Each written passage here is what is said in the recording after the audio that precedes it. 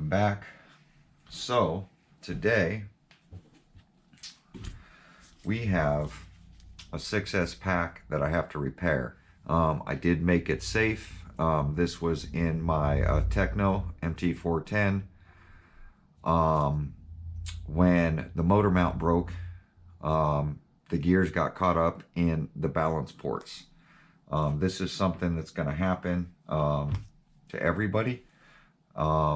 It does happen. I've had it happen a few times, and normally what I do is, if I've had an old pack that went bad, that's why I clip these.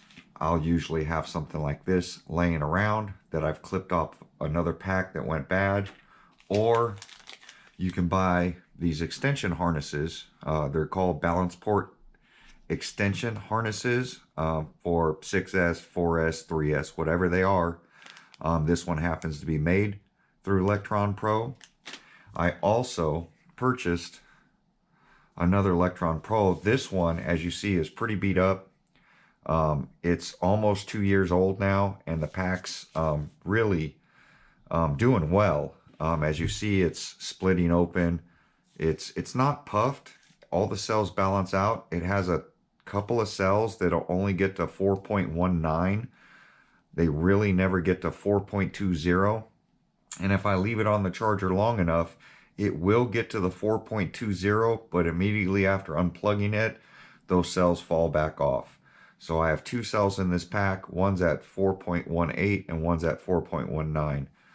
The cells are good. They're just wearing out. So I keep an eye on this pack. So I'm going to repair it because it's still doing good.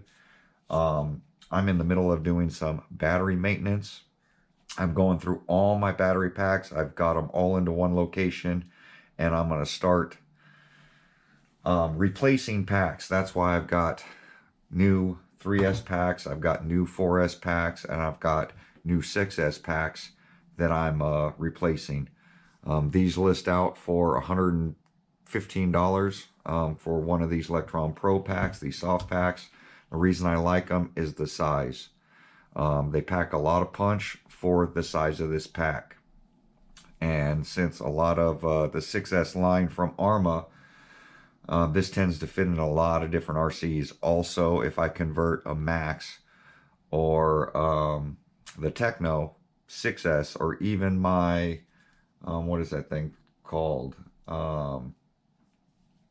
I don't know. They fit in a lot of different RCs that strictly take 4S. This 6S pack usually fits in there pretty well. So I've got this here on the bench. I've got to basically change this connection to an XT90 because 6S, I tend to run XT90s. So I do have one here that I've removed. So I might unsolder this and use this here.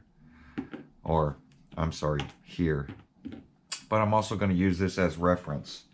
Whenever your balance port does come apart like this does, as you see, I've got a loose black wire. I've got all these white wires. The white wires are our charge. So the black wire will be, I always say the red wire. The red wire is going to be the first cell, the power for the first cell. This is going to be the ground for the whole pack. And then each one of these white wires is going to be the balance port to each cell.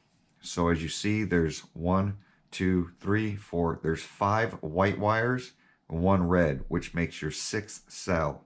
And then the black is your ground for all the cells. So that's the easiest way to explain it.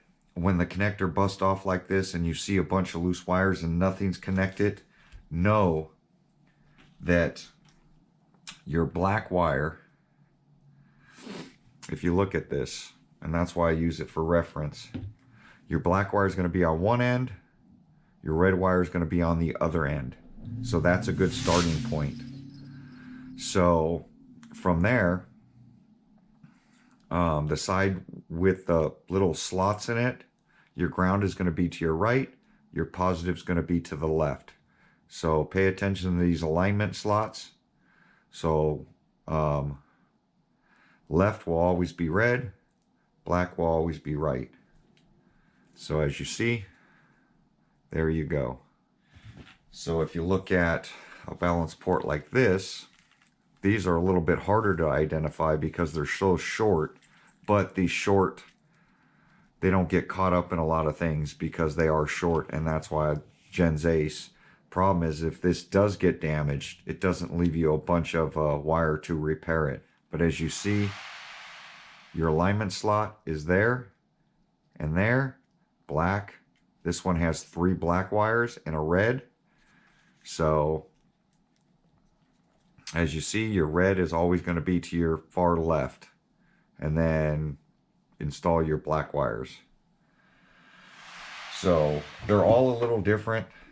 Just keep an eye on it. If you're unsure, look at photos.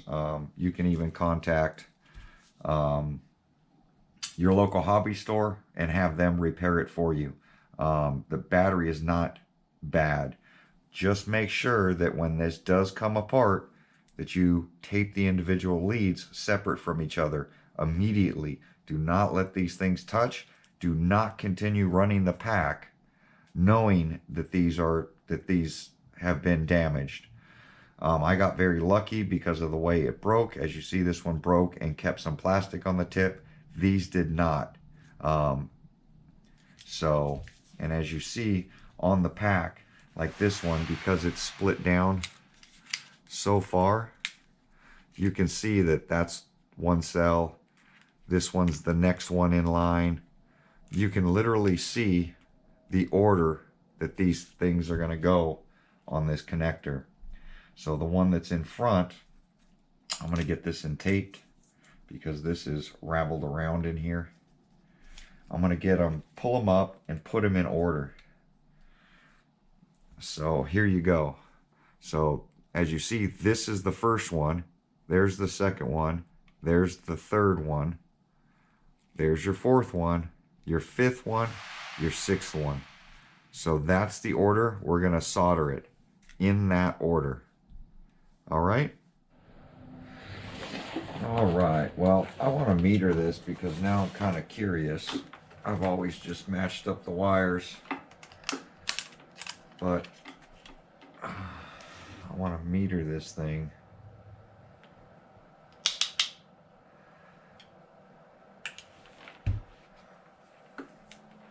And see if the red is power and the black is ground.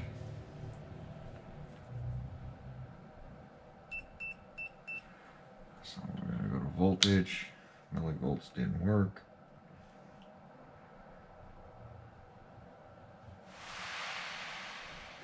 So 24.94, that's the whole pack.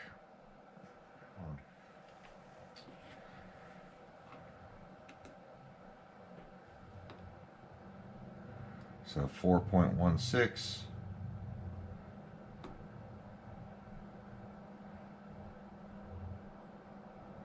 All right, so that's going to keep doubling it. So red will be the final out. So if I go black,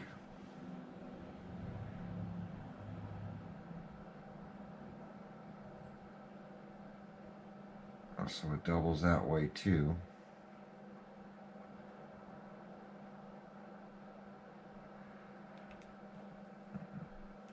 So if I flip it, so that's going to be backwards. So it says 22.2 volts, but each cell is a little over because I'm testing at 24.94 for this whole pack. So red to red, the next cell should equal the 4.15 is that one cell. It's not fully charged because it's in storage mode. The next one is going to double it, so it's going to put both cells together. Each cell should be 4.20. So if I go to the next white wire, that's given me 8.31. Go to the next one. That's going to add another, 4.2 or whatever the cell is. So now we're at 12.47. So the next one's going to give us 16.63 volts, and it's going to continue. So red to black on the balance port is going to give us every cell in the pack added up.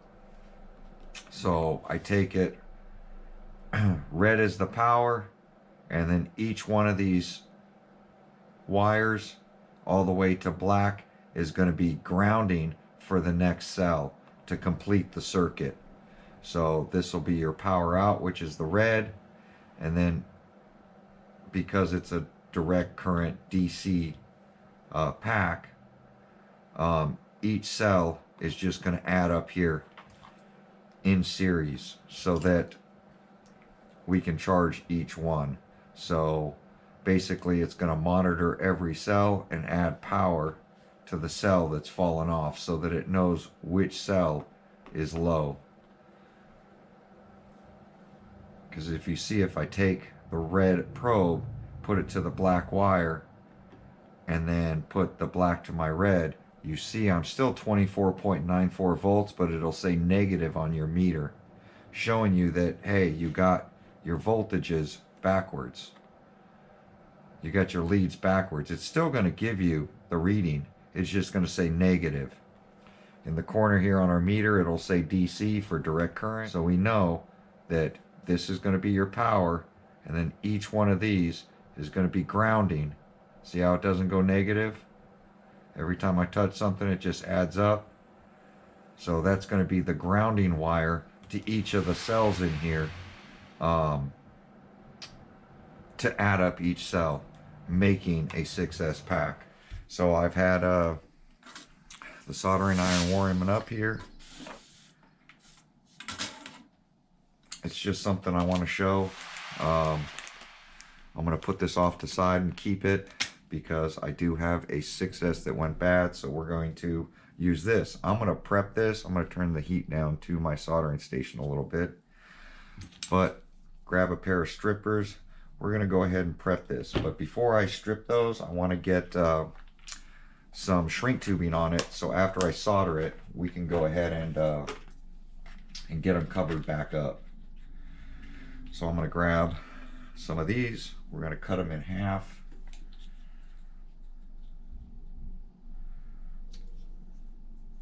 Two. So 6S should have 7 wires. 6, and I'll need another little piece.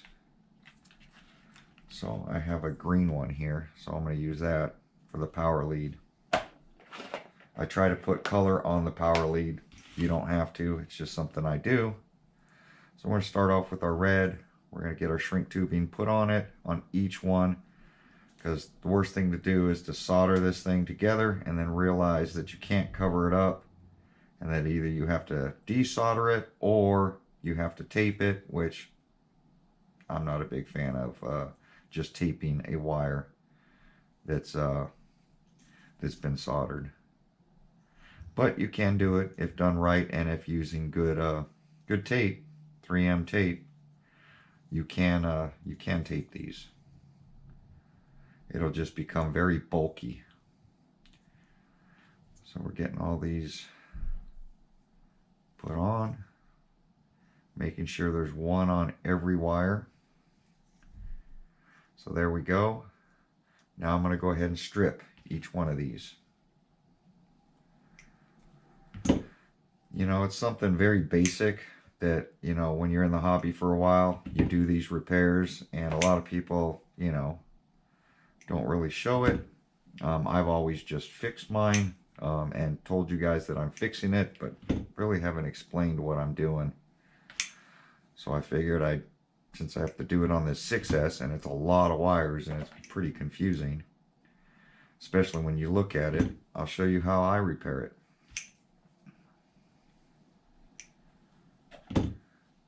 So there we go. Each one is stripped. I'm going to give it a little twist just so they don't fray. So I'm just giving each one a little twist just so the wires don't fray and, you know, end up touching another wire when I start soldering.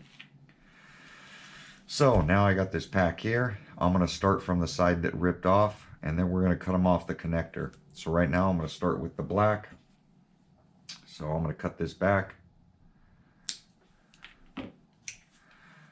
I'm only going to strip the one that I'm soldering one at a time. I'm going to try to leave this the way that I need it. So this is going to go this way. I'm going to verify with another pack that I have. So this on top. Black is going to be my first wire. So we're making the balance ports the same. Black is going to be facing me. So we're going to start with that. The little alignment pins are going to be facing down. So I'm going to go ahead and twist this together. And I'm going to solder one at a time. Some people I've seen, they'll actually cut them and then twist each of them together and then start soldering each. I figure that leaves yourself open for accidentally touching a wire to a wire. So I just don't do it that way. So I do have some flux here just in case there's an issue. These connections aren't dirty. Flux will give you a better bite on it. And we're going to get some, I use 0.03 diameter, a 1-inch diameter solder.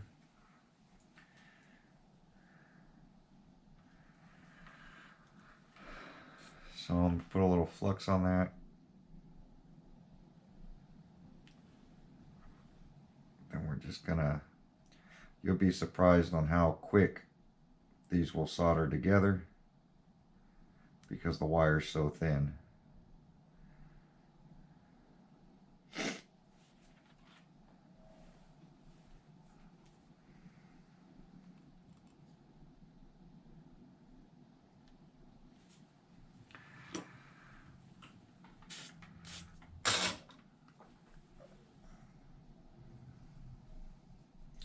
I'm going to make sure that it's soldered together.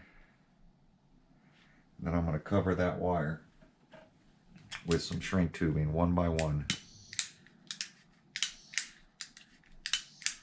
Oh, come on.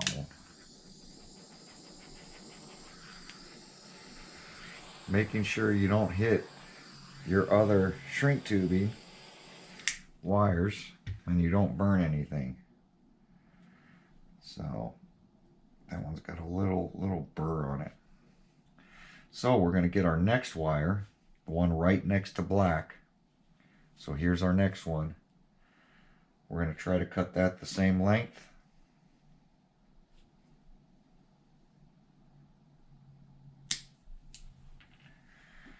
So that we can keep this repair going straight as possible anyway. So my next wire in line, I'm going to twist this and then pull it straight.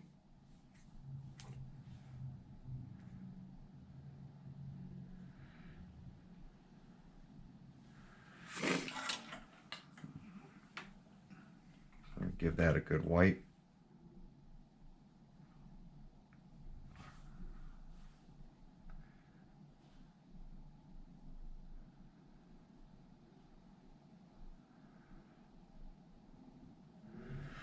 Some solder in that. And we're going to do that on all 6. And then we're going to check it and make sure that battery is okay.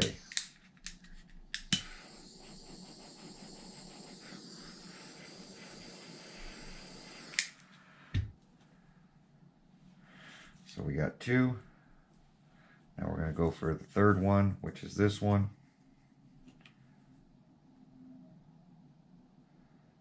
As you see, what I'm doing here is I'm lining it up to where I soldered the other ones. I'm trying to cut it there so that I can even out all of these. So Here's my next one in line.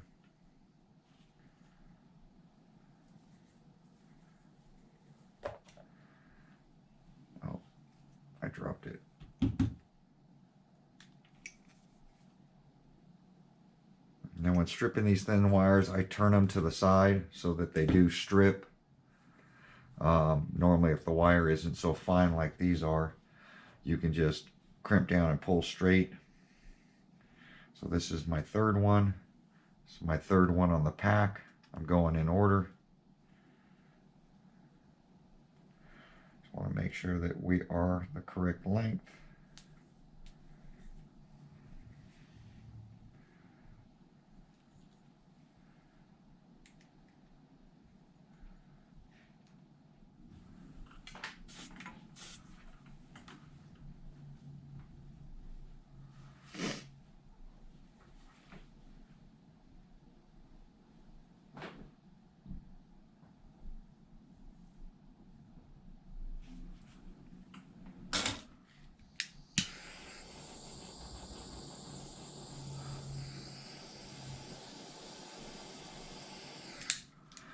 I've noticed that my shrink tubings are starting to fall off.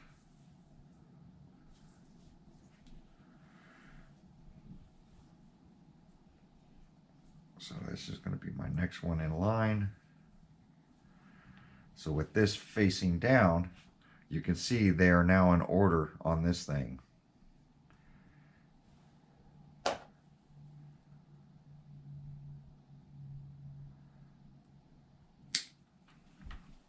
I know some people find this boring, but this is really something that's going to help, especially when you damage a pack. Make sure to keep your soldering tip clean. Make sure that's as flat as possible. No sharp things protruding.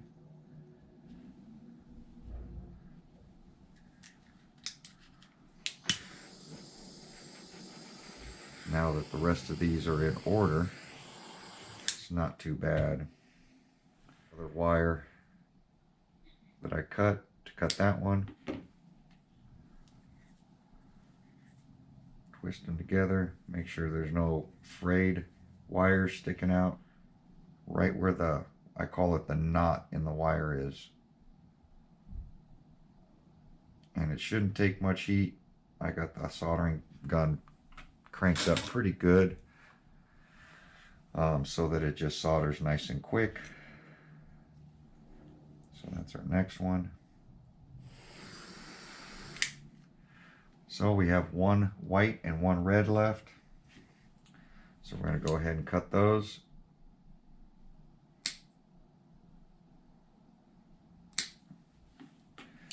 Remove the damaged plug.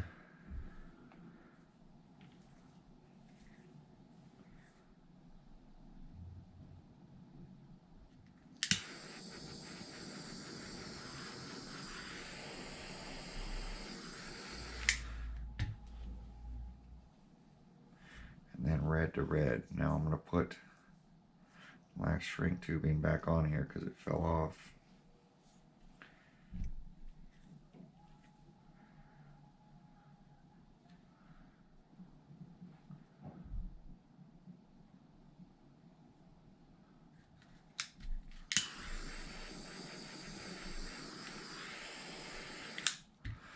Alright, now I'm going to hit the backside with a little bit of heat. Make sure they're all nice and down. There we go. New balance lead.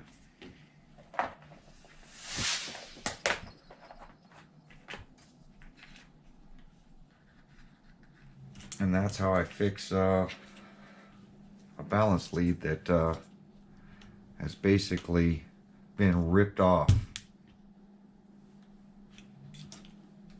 So hopefully that'll help some people, but there we go. Just like that, you can see how long this balance lead is getting compared to that. So I did make it a little longer, but this will allow me to clip it where it needs to go so it won't catch into anything again.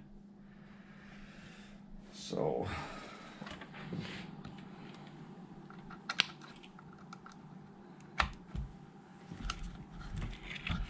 this pack could be no good now.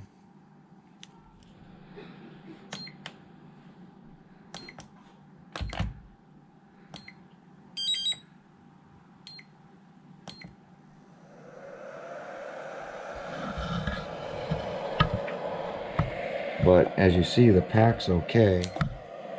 But each cell, there we go, 385, 385, 386, 384, 387, 385. But as you see, 6S, the one we repaired with the zip ties, each cell, see if I can get it out of the glare.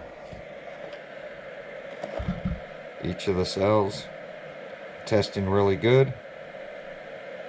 So there we go. My old pack revived. Every cell is actually testing really good, and that's why I don't get rid of it. That's why I keep repairing it. Like, comment, subscribe. We'll catch you guys on my next video.